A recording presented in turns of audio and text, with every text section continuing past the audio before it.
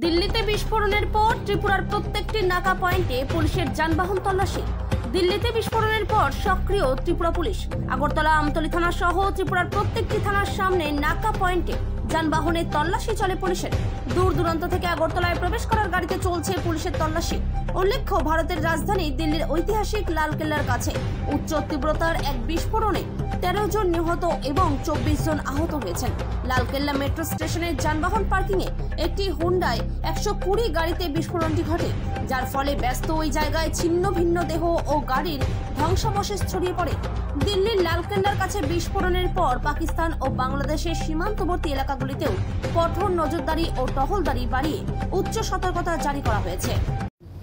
আসলে আমাদের যে নাকা চেকিং, আমাদের রিয়ার এবং ফ্রন্ট দুইটাই নাকা আছে। এখানে আমাদের প্রতিনিয়তই নাকা চেকিং আমাদের চলছে রাউন্ড দ্য ক্লক, এবং যাতে করে কোনো ধরনের ফার্দার যাতে কোনো ধরনের ইনসিডেন্ট যাতে না হয় এই এলাকা দিয়ে, এবং কোনো যাতে অবৈধ জিনিসপত্র না যেতে পারে, তার জন্য আমরা এখানে চেকিং করছি। প্রত্যেকটা গাড়িকে আমরা প্রপারলি চেকিং করছি।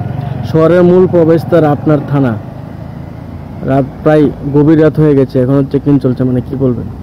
না, আমাদের এখানে চেকিং প্রত্যেক দিনেই রাত্রে থেকে মানে সকাল পর্যন্ত আমাদের এখানে কন্টিনিউ চেকিং চলে, এবং এটা আগামী দিনেও চলতে থাকবে।